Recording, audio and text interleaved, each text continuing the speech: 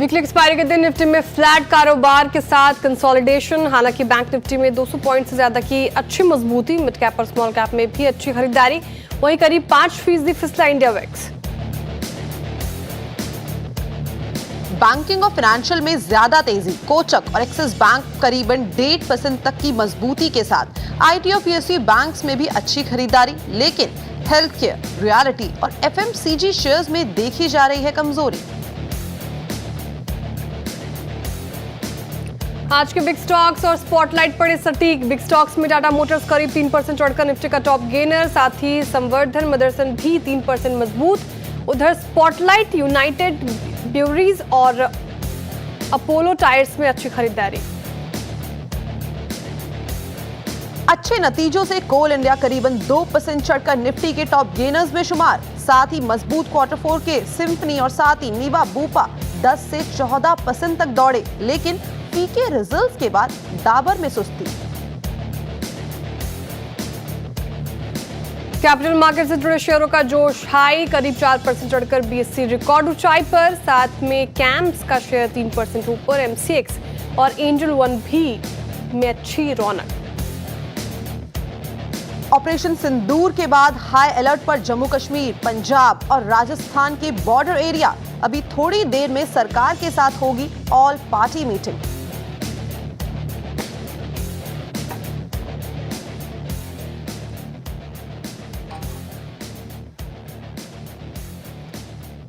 Good morning, एक बार फिर से स्वागत है आप सभी का मोतीलाल ओसवाल स्टूडियोज में। मैं हूं कंचन नौटिया और मेरे साथ है मेरी को एंकर श्रेया। श्रेया, किस तरीके का लग रहा है मूड माहौल बाजार का? साथ ही साथ आज तो हम ट्यूनिंग कर रहे हैं ये डिसाइडेड आपने किया था, क्योंकि मैंने तो नहीं किया था, या हमारे जो स्टाइलिस्ट हैं उन्होंने किया था? देखिए, ये मेरा प्रेम दिखाता है आपकी तरफ कंचन। टेलीपैथी हो गई। और बाजार की बात करें तो मूड माहौल ठीक लग रहा है। निफ्टी इन ग्रीन आने की कोशिश लग रहा है कि हो सकता है। बैंक निफ्टी में देखिए अच्छी खासी खरीदारी। कल के सेशन आपको याद होगा, लास्ट सेशन में क्लोजिंग के वक्त एकदम शार्प मूव आया था बैंक निफ्टी में। अभी भी देखिए वो मूव कायम, डी हाई के आसपास जाने की तैयारी। और ब्रॉडर मार्केट जो हम बता भी रहे थे हेडलाइंस में, मिड कैप स्मॉल कैप में अच्छी खरीदारी। तो ब्रेथ शानदार नजर आ रही है आज मार्केट की। जी डेफिनेटली, तो ब्रेथ तो शानदार नजर आ रही है। एक बार इसी के ऊपर सातपुते सर से भी राय ले लेते। Satpute sir, good morning. Morning जी सर, जैसे कि हम देखें कि इस टाइम पे कल जिस तरीके का हमने मोमेंटम देखा था, एक हेडलाइन थी काफी अच्छी कि जो दलाल स्ट्रीट है उसने जो बुलेट्स है उसको डॉज कर दिया है और बाजार में अच्छा मोमेंटम देखने को मिला था। जो एंटिसिपेशन लगाई जा रही थी कि बाजार में सुस्ती देखने को मिली थी, अच्छा खासा डॉज किया गया। उसी तरीके का मोमेंटम आज के सत्र में भी हमें देखने को मिल रहा है। टाटा मोटर्स जो डील के ऊपर बातें चल रही है, अच्छी खासी तेजी है, लेकिन फार्मा और हेल्थ केयर सेक्टर्स जो है इस टाइम पे यहाँ पे थोड़ी नरमी बनी हुई है। एक बार पूरा ओवरऑल मार्केट ओवरव्यू ब्रीफ में बता दीजिए, और साथ ही साथ फार्मा में और हेल्थ केयर में इस टाइम पे क्या कोई बाइंग की अपॉर्चुनिटीज बन रही है?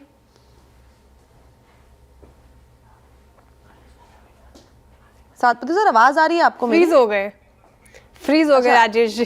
ठीक है, कोई बात नहीं। इस टाइम पे सर का जो थोड़ा सा टेक्निकल ग्लिच आ रहा है, लेकिन जैसे कि इस टाइम पे हम नतीजों की भी बात करें तो कोल इंडिया ने अच्छा खासा परफॉर्मेंस दिखाया है। अच्छे खासे जो अनुमान लगाया गया था स्ट्रीट में, वहां से नतीजे काफी ज्यादा शानदार आए हैं। लेकिन एफएमसीजी पैक में डेफिनेटली एक सुस्ती का माहौल बना हुआ है। फॉर से अगर हम डाबर के ही नंबर देख ले तो हम देखें कि जो फूड इन्फ्लेशन है वो काफी ज्यादा बढ़ता हुआ जा रहा है, जिसके चलते इस टाइम पे पूरा का पूरा जो मार्जिन है वो प्रेशर में आता हुआ दिखाई दिया है। नेट प्रॉफिटेबिलिटी की बात करी जाए तो 8.4% का दबाव यहाँ पे भी बना हुआ है।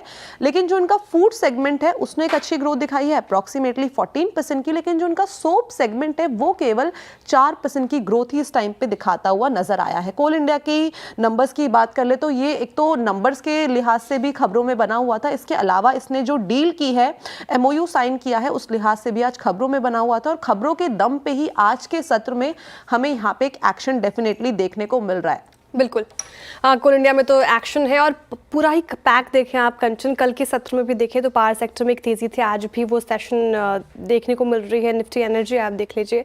और जिस तरीके से हम बात करते हैं कि वायदा बाजार की कुछ बात करें और वहाँ पे बात करें तो आज कैपिटल मार्केट स्टॉक्स में शानदार तेज़ी। बीएससी के नतीजे आए, वहाँ पे ब्रोकरेजेस बुलिश, डे हाई पर बीएससी आपको कामकाज करता हुआ नजर आएगा। कैम्प्स एक ऐसा स्टॉक जिसने अच्छा खासा मुनाफा अपने निवेशकों करके दिखाया है डे हाई पर। चलिए अब राजेश सातपुते जी हमारे साथ जुड़ गए। Rajesh ji, good morning. Very good क्या मॉर्निंग। सर, क्या हो गया था? इंतजार कर रहे थे हम आपका। बाजार देख के फ्रीज हो गया। क्या करें सर, बाजार में आ, क्या स्ट्रैटेजी अपनाएं? कंचन का सवाल आपने सुना भी होगा। या Kanchan ji good morning, Shreya ji good good morning. Morning good everyone. Morning sir. देखिए बाजार पे भी थोड़ा न्यूट्रल रखे। मुझे लगता है कि निफ्टी एक कंसोलिडेशन में probably Nifty is trying to digest जो पॉलिटिकल टेंशंस। जो रेंज हम देख रहे हैं निफ्टी में वो है 24,350 लोअर साइड पे और 24,500 550 ऑन द हायर साइड। तो फिलहाल आप कह सकते हैं ये 200 पॉइंट में रेंज, इस रेंज में ही बाजार है, जहां पे स्टॉक स्पेसिफिक ज्यादा आप रिएक्शंस देख रहे हैं। जो क्वार्टर ऑन क्वार्टर रिजल्ट्स आते हैं, अगर वो अच्छे आते हैं तो ऑब्वियसली एक अच्छा रिएक्शन मिल रहा है। थोड़ा बहुत आप मिड कैप में मोमेंटम शिफ्ट हुआ है, लार्ज कैप थोड़े थके हुए हैं, तो कहीं ना कहीं लगता है कि ये बाजार कंसोलिडेशन का है। But at the same time looking at the geopolitical tension you have to be little light, बहुत एग्रेसिव पोजीशन न ले, जो भी है इंट्राडे समेट ले। और अगर बीटीएसटी करना है तो लाइट लेके ही बीटीएसटी करे, that is what we are advising to our client.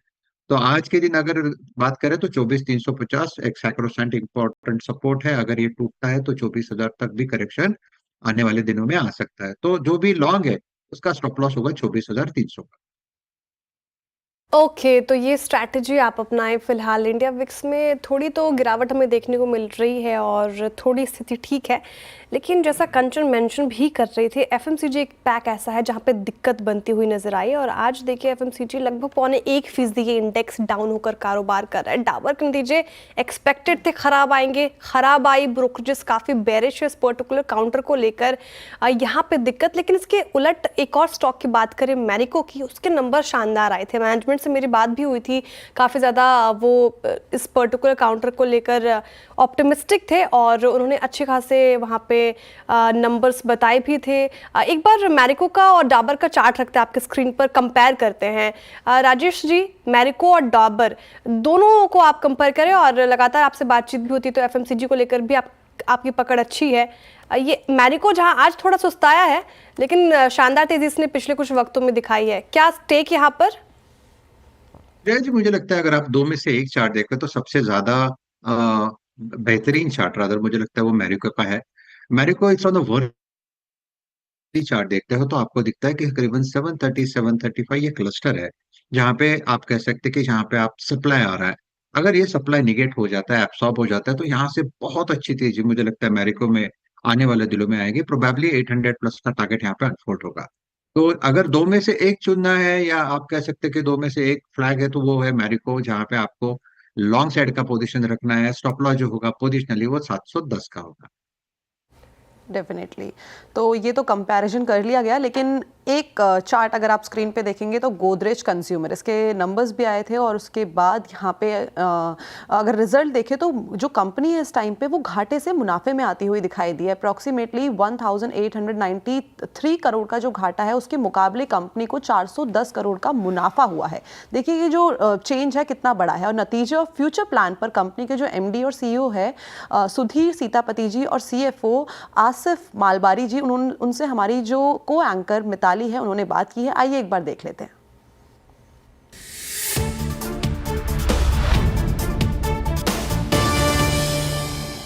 Welcome to CNBC आवाज़। थैंक यू आप लोग का टाइम देने के लिए और अच्छे क्वार्टर के रिजल्ट्स के लिए आपको बहुत बहुत बधाई। मेरा पहला क्वेश्चन है कि इस बार वॉल्यूम लेड ग्रोथ हमें काफ़ी देखने को मिली, तो उसकी सस्टेनेबिलिटी कैसे आप देख रहे हैं? और आपकी जो की एरियाज़ है जैसे कि अफ्रीका, इंडिया और इंडोनेशिया, इसमें यहाँ पे मार्केट इनिशिएटिव्स क्या थे जिन्होंने ये ग्रोथ को ड्राइव किया? तो उस पर थोड़ा लाइट डालिए प्लीज़। जो वॉल्यूम ग्रोथ मिला है पिछले क्वार्टर के मुकाबले अच्छा था, लेकिन जहाँ पे हमें जाना है वो अब तक हम नहीं पहुँचे हैं। तो लगभग हमारी जो वॉल्यूम ग्रोथ ग्लोबली है वो 6% पे है, which is a good volume growth. India की वॉल्यूम ग्रोथ 4% है, इट कुड बी बेटर। इनके ड्राइवर्स रहे हैं कि हमारी परफॉर्मेंस अफ्रीका में अच्छी रही है।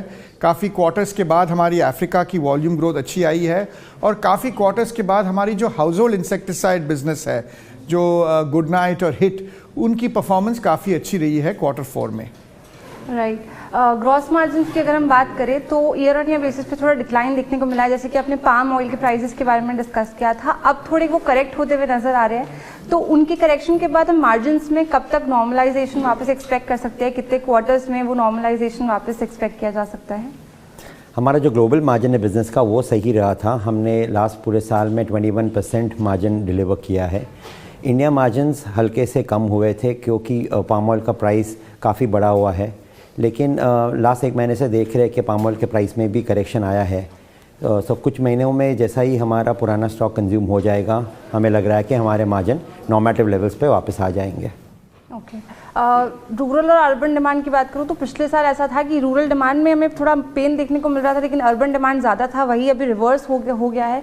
तो आगे चल के व्हाट डू यू थिंक कि कहाँ आपको डिमांड ज़्यादा आती हुई दिख रही है, and what are your plans ahead कि आप कैसे दोनों को केटर करने वाले हैं? देखिए, ये अर्बन रूरल डिमांड मेरे हिसाब से थोड़ा सा ये जो कोविड के टाइम पे जो चेंजेस हुए थे कि कोविड के टाइम पे काफ़ी सारे लोग रूरल में गए, तो फिर वो बेस बन गया, फिर अर्बन बढ़ा, फिर रूरल बढ़ा। सो आई थिंक कहानी रूरल अर्बन की नहीं है, कहानी ये है कि इंडियन कंज्यूमर एफएमसीजी की डिमांड इतनी कम क्यों है। क्योंकि एफएमसीजी कंपनीज़ को जो है 7-8% वॉल्यूम ग्रो होना चाहिए। मोस्ट कंपनीज़ के रिजल्ट जो हैं अब 3-4-5% पे हैं। मेरी सोच ये है कि अगले 12 से 18 महीने में इसमें थोड़ी सी इम्प्रूवमेंट आएगी। एक तो है कि जो फूड प्राइस इन्फ्लेशन है वो काफ़ी कम हो गया है, और पिछले 18 महीने में फूड प्राइस इन्फ्लेशन 8.5-9% था और वो थोड़ा कम हो गया है। और काफ़ी सारे जो गवर्नमेंट स्कीम्स जो वेलफेयर के लिए हैं, या तो रूरल स्कीम्स हैं, या तो टैक्स है, या तो जो पे कमीशन आएगा, इन सब के कारण मुझे लग रहा है कि वापस डिमांड जो है इस मार्केट में एफएमसीजी में वापस फास्ट मूविंग की ट्रेड आ जाएगी।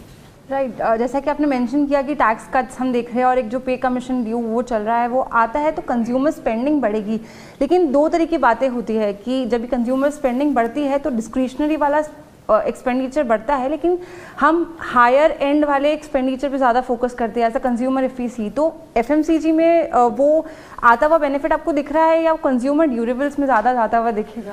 मुझे ये नहीं मालूम कि कंज्यूमर ड्यूरेबल्स पे क्या इम्पैक्ट होगा, लेकिन जो इनकम ब्रैकेट, जैसे अगर आपकी let us take the income tax जो रिलीफ है, 12 लाख की अगर आपकी साल की इनकम है 1 लाख, तो आप मध्य वर्ग में क्लासिफाई करते हैं। जब मध्य वर्ग कंज्यूमर के इनकम बढ़ते हैं तो वेरी फर्स्ट थिंग वो जो हैं कुछ कैटेगरीज में, जैसे पेट केयर हो, ब्यूटी हो, जो प्रीमियम एफएमसीजी कैटेगरीज हैं, उनमें अपग्रेडेशन काफ़ी हमें दिखने मिलता है। क्योंकि ये जो बेनिफिट्स हैं वो they are not for very rich people, they are largely middle class benefits. Inflation जैसे कि ईज हो रहा है, तो आपको सोप्स और हेयर कलर जैसे कैटेगरीज में यहाँ पे डाउन ट्रेडिंग से रिकवरी के अर्ली साइंस यहाँ पे नज़र आ रहे हैं, और प्रीमियमाइजेशन को आप कैसे पुश करेंगे बिना वैल्यू कॉन्शियस कस्टमर्स को लूज करें? देखिए, ये जो जब फूड प्राइस इन्फ्लेशन एक बहुत ही इंपॉर्टेंट इंडिकेटर होता है एफएमसीजी के लिए, क्योंकि जब फूड प्राइस इन्फ्लेशन बढ़ जाता है तो कंज्यूमर जो है डिस्क्रिशनरी आइटम्स, फूड तो नॉन डिस्क्रिशनरी है, तो डिस्क्रिशनरी आइटम में काफ़ी कटौती आती है।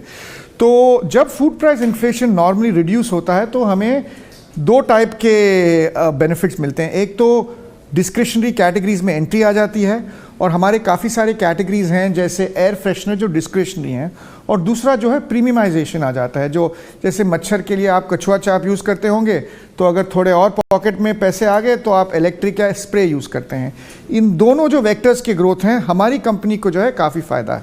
राइट, FY26 के लिए क्या आउटलुक रहेगा कैपिटल एक्सपेंशन के पर्सपेक्टिव से? रूरल इंफ्रास्ट्रक्चर को कैसे देख रहे हैं, और डिजिटल ट्रांसफॉर्मेशन के एरियाज में कुछ कैपिटल एक्सपेंशन के प्लान्स हैं तो वो प्लीज़ एक बार बताइए। सो आई थिंक कंपनी के बारे में हमने हमारा 2 बड़े प्लांट ऑलरेडी सेट कर चुके हैं लास्ट ईयर। सो हमारा बड़ा कैपिटल एक्सपेंडिचर हो गया है, अब कुछ लाइन्स उसमें ऐड करनी है। सो और वो हम ये साल में कंप्लीट करेंगे। हमने हमारा जो पुराना डेट था वो भी रिपे हो गया है। लास्ट ईयर हमने 2500 करोड़ का डिविडेंड कैश पे आउट किया था। आगे जाते हुए भी हम लोग कंसिस्टेंटली डिविडेंड पे आउट्स करते रहेंगे। थैंक यू, बहुत बहुत शुक्रिया आपके टाइम के लिए और बहुत CNBC शुक्रिया। आवाज़ को टाइम शुक्रिया, बहुत शुक्रिया, थैंक यू।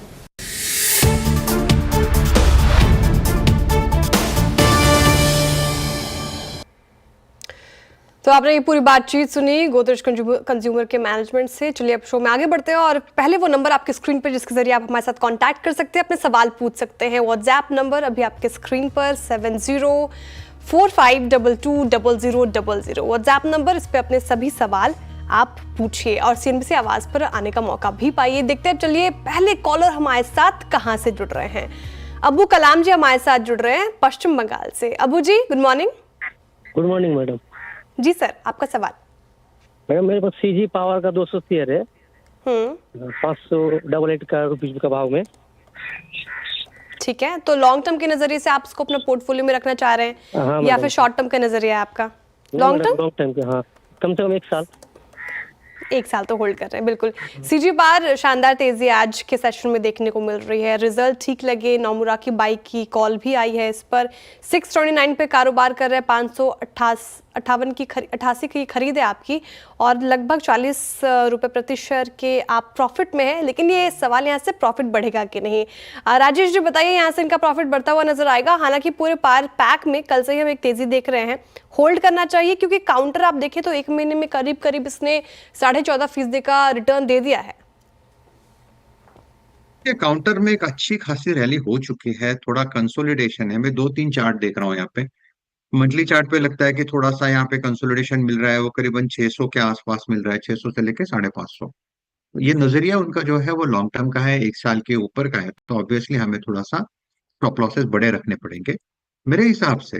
अगर आप स्टॉप लॉस रखे करीबन 550 के, तो वो एक सटीक स्ट्रैटेजी होगी। सामने इसका जो रेजिस्टेंस है, या आप कह सकते हैं जो हम टेक्निकल देखते हैं ब्रेकआउट लेवल, वो है करीबन 660 का। अगर ये 660 का लेवल सरपास करता है, ब्रेकआउट देता है, फिर मुझे लगता है ये 800 की तरफ भागेगा। तो काउंटर अच्छा है, लेकिन स्टॉप लॉस की जरूरत है, looking at the markets behaviour. तो आप स्टॉप लॉस के साथ बने रहे। ओके, तो स्टॉप लॉस के साथ यहाँ पे सीजी पावर में बने रहने की सलाह। चलिए आगे बढ़ते हैं और हमारे जो अगले दर्शक हैं अहमदाबाद से हमारे साथ जुड़े हैं संजय जी। Sanjay ji good morning. संजय जी मेरी आवाज आ रही है आप तक? चलिए कोई नहीं, मैं इस सवाल को एक बार आप मेंशन कर देती हूँ सातपुते सर के सामने। सातपुते सर, इनके पास ना बजाज हाउसिंग फाइनेंस के करीब करीब 6,500 शेयर्स हैं। एवरेजिंग इन्होंने करी है 160 रुपए में। अगर पिछले 6 महीने का ही चार्ट देखें तो ना इसमें एक बड़ी गिरावट है, ना एक बड़ा हमें तेजी देखने को मिली है, कंसोलिडेट करता हुआ ही नजर आया है। क्या लग रहा है इस टाइम टेक्निकल चार्ट्स में एक डाउनवर्ड ट्रेजेक्टरी की ओर ये जा रहा है, या यहाँ पे भी हमें ये फर्दर कंसोलिडेट करता हुआ दिखाई देगा? Over to you. Bajaj housing finance की अगर आप बात करें तो आपके पास हार्डली 8 से 10 महीने का चार्ट है। तो 8 से 10 महीने का चार्ट और इतना लॉन्ग टर्म बोलना थोड़ा सा डिफिकल्ट है, लेकिन जो दिखता है, क्योंकि जब 10 महीने का चार्ट है तो ज्यादा से ज्यादा आप 2 महीने 3 महीने का प्रिडिक्शन दिख सकते हैं स्ट्रेच करके। तो आप जो चार्ट दिखा रहा है वो यही दिखा रहा है कि ये 100 के आसपास इसका बॉटम लगा है। अभी ये इंटरमीडिएट बॉटम है, शॉर्ट टर्म बॉटम है, तो 100 का यहाँ पे बॉटम है। 100 के नीचे मेरे हिसाब से नहीं जाएगा। सामने मुझे लगता है इसका जो रेजिस्टेंस है वो करीबन 135 से 140 का है। अगर ये 135 और 140 का लेवल निकाल दे, फिर मुझे लगता है ये फिर से स्ट्रेंथ दिखाएगा 175 180। ओवरऑल मुझे लगता है ब्रीड अच्छा है, काउंटर अच्छा है, पोर्टफोलियो में रखने लायक है, तो आप इसमें बने रहे। 100 के नीचे आपका स्टॉप लॉस होगा। कुछ ऐड करना है, अगर 100 के आसपास ये सपोर्ट लेता है, 100 110 का लेवल भी मिले सपोर्ट लेता है, तो आप यहाँ पे ऐड कर सकते हैं। ओके, काउंटर अच्छा है, ब्रीड भी अच्छा है, तो आप इसको कर सकते हैं होल्ड। और ऐड के लिहाज से 100 और 110 का एक लेवल इंपॉर्टेंट है, वहां पर आप इसको ऐड भी कर सकते हैं। स्टॉप लॉस आपको 100 के नीचे का लाकर चलना है। अब अगले कॉलर की तरफ चलते हैं, हमारे साथ जुड़ रहे हैं जय कुमार जी हरियाणा से। जय जी गुड मॉर्निंग। मॉर्निंग मैम, मेरे पास जी सर। नेटको फार्मा के 280 शेयर है, 900 की मेरी एवरेज है। ओके, लॉन्ग टर्म नजरिया, शॉर्ट टर्म? अप्रोक्स 1 मंथ के आसपास। 1 मंथ के आसपास लॉस में तो है यहाँ पे 103 रुपये प्रति शेयर का लॉस। लेकिन नेटको फार्मा अगर मैं देखूँ तो अपने हाई से काफ़ी ज़्यादा आधा हो गया ये। 1639 का इसका 52 वीक का हाई करेक्ट होकर 818 के लेवल पर चला गया है। 1 महीने में तो पॉजिटिव रिटर्न दिया है इसने, और इस साल में अब तक देखें तो 40% से ज़्यादा की गिरावट। पिछले साल भी निराशा हाथ लगी इस पर्टिकुलर काउंटर से, 16% से ज़्यादा गिरा। नेटको फार्मा राजेश जी कैसे प्लेस चार्ट पर, क्या करें अब जय जी? होल्ड करें क्योंकि लॉस में है, 922 का भाव आएगा, और या कि उससे भी ऊपर जाता हुआ दिख रहा है आपको? देखिए श्रेया जी, मुझे लगता है कि नेटको में एक अच्छा खासा करेक्शन हो चुका है। जैसे आपने कहा कि ये जो 1600 का लेवल था, 1600 1650, वहां से कम आधा हो चुका है। तो यहाँ से डाउनसाइड मुझे बहुत कम लगता है, हालांकि बहुत बड़ी तेजी मुझे नहीं लगती। लेकिन द पॉइंट इज, अगर इतना बड़ा करेक्शन होने के बाद, देखने के बाद, क्या ये और गिरेगा? चांसेस है कि ज्यादा नहीं। तो प्रोबेबली आप कह सकते हैं कि ये जो रिसेंट लो है 700 750 का, ये इसके लिए एक इंपॉर्टेंट क्लस्टर ऑफ सपोर्ट के तौर पे काम करेगा, और that is what the weekly chart is suggesting. तो मुझे लगता है कि करंट लेवल पे थोड़ा सा आप वेट करें, यहाँ पे बने रहे, प्रोबेबली आप इसका जो एक स्विंग मिलेगा, कुछ पॉजिटिव न्यूज निकलता है तो एक अच्छा स्विंग मिलेगा, प्रोबेबली 940 950 तक, जहां पे आपको पोजीशन क्लोज करना है। क्लोज क्यों करना है? क्योंकि ओवरऑल इसका स्ट्रक्चर वीक है। मैंने सिर्फ इतना ही कहा क्योंकि काउंटर ओवरसोल्ड है, और मुझे लगता है यहाँ से एक रिलीफ रैली मिलेगी जो आपको यूज करनी है आपकी पोजीशन लिक्विडेट करने के लिए। ओके, तो रिलीफ रैली को आप यूज़ कर सकते हैं अपनी जो पोजीशन है उसको लिक्विडेट करने के लिए, ये एंटिसिपेशन लगाई जा रही है। चलिए आगे बढ़ते हैं और जयपुर से अभिजीत जी हमारे साथ जुड़े हैं। अभिजीत जी नमस्कार। नमस्कार मैम, गुड मॉर्निंग। जी आपका सवाल। Good morning. जी मेरे पास बंधन बैंक के स्टॉक्स है, 570 की मेरी होल्डिंग है और 160 पे एवरेज है मेरा। मुझे 3 to 6 मंथ पे इसका व्यू चाहिए था। 3 से 6 महीने का। कोई स्टॉप लॉस लगाया अभी हाल फिलहाल में आपने? नहीं मैम। अच्छा, स्टॉप लॉस नहीं लगाया, ठीक है। 161 पे ये इस टाइम पे कारोबार कर रहा है, लेकिन नंबर्स की बात करें ना इस बार, तो नंबर्स हमें थोड़े से मिक्स बैग देखने को मिले हैं। जो स्ट्रीट ने अनुमान लगाया था वहाँ पे जो कंपनी का नेट प्रॉफिट है, हालांकि उसमें तो अच्छा खासा सुधार आया, लेकिन जो नेट इंटरेस्ट इनकम है उसमें एक डेंट आता हुआ दिखाई दिया, और एसेट क्वालिटी के लिहाज से भी ये जो नंबर्स है वो डिट्रॉइट होते हुए दिखाई दिए हैं हमें। सातपुते सर, आगे की ट्रेजेक्ट्री किस तरीके की है बंधन बैंक की? क्या यहाँ पे कॉशियस अप्रोच इस टाइम पे हमें बना के रखनी है? कि अगर बंधन बैंक का ओवरऑल स्ट्रक्चर देखे तो आप कह सकते हैं कि स्लाइटली ओवरसोल्ड टाइप है, लेकिन इसमें जो एक मुझे लगता है कि जो आप आर्ली वीकली चार्ट पे चले जाते हो या डेली चार्ट पे, तो एक अलग अलग टाइम फ्रेम पे अलग अलग ट्रेंड दिखता है। ट्रेंड ये दिखा रहा है फिलहाल, अगर आप डेली चार्ट देखो तो लगता है कि यहाँ से एक मोमेंटम आएगा जो करीबन 170 से लेकर 180 तक जाएगा। उसके लिए 150 का स्टॉप लॉस जरूरी है। अगर आप इसे वीकली चार्ट पे देखते हो तो लगता है कि प्रोबेबली ये मोमेंटम, लेकिन इसमें मेन ये है ये मंथली चार्ट। अगर आप मंथली चार्ट पे जाते हो तो इसका जो लॉन्ग टर्म ट्रेंड है वो वीक है।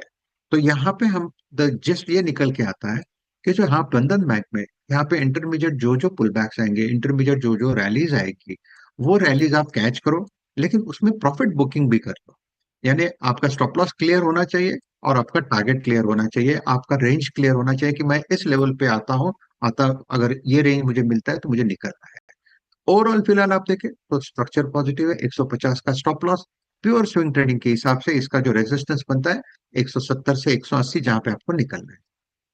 ओके, तो जहाँ पे भी आपको मौके मिले वहाँ पे आपको जो अपॉर्चुनिटीज़ है उनको इनकैश करना है। जो पेपर प्रॉफिट है इस टाइम पे आपके डीमैट अकाउंट में आपको दिख रहा है, उसको आपको घर भी लेके जाना है जहाँ पे भी आपको अपॉर्चुनिटीज़ मिले। चलिए, आप देख रहे हैं ट्रेडर्स हॉटलाइन सीएनबीसी आवाज पर। चलिए, वक्त हो चुका है हमारे सोशल मीडिया व्यूअर्स के साथ जुड़ा जाए, उनके सवाल लिए जाएं। और पहला सवाल यूट्यूब से लेते हैं। मानस पूछ रहे हैं एंजल वन के ऊपर काफ़ी ज़्यादा सवाल, माफ़ कीजिएगा, विनय कुमार जी का सवाल है। हेलो मैम, एंजल वन ले रखा है इन्होंने, 47 शेयर्स हैं इनके पास, 2926 की खरीद है इनकी। 2418 के लेवल पर एंजल वन अभी कारोबार करता हुआ नजर आ रहा है। पूरे पैक में आप देखिए शानदार तेज़ी देखने को मिल रही है।